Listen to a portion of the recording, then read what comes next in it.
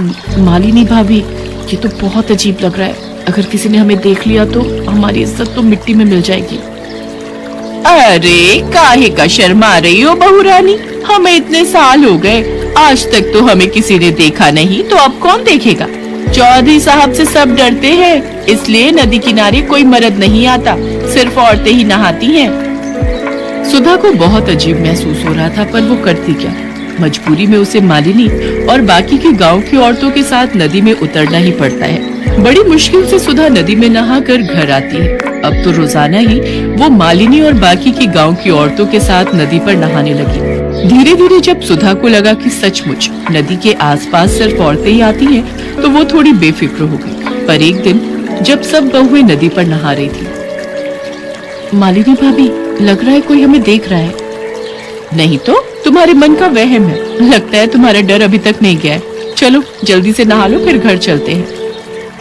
अगले दिन भी सुधा को ऐसा ही महसूस हुआ। मालिनी भाभी, मैं कह रही हूँ ना कि कोई है जो हमें देखता है। मुझे बार बार गलत महसूस नहीं हो सकता।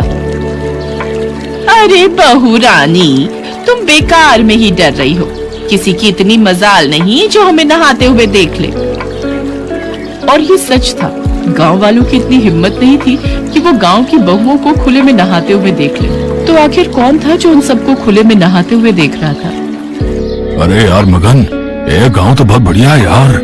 तूने बिल्कुल सही जगह का पता लगाया बे। खुले में नहाती इन गांव वालों की बहुओं के हमने बहुत ही बढ़िया फोटो अपने फोन में निकाल ली है बे। वही तो, मैंने बिल्कुल सही गांव का पता लगाया ना।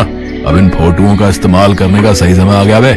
गांव के चौधरी की दोनों बहुएं भी उन औरतों के साथ ही नहाने आती हैं। चौधरी की बहुओं को ब्लैकमेल करके अच्छे खासे सोने के जेवर और रुपए ऐंठ लेंगे। और तो जानता ही है, ये गांव की भोली भाली बहुएं शर्म से किसी को कुछ नहीं बताएंगी।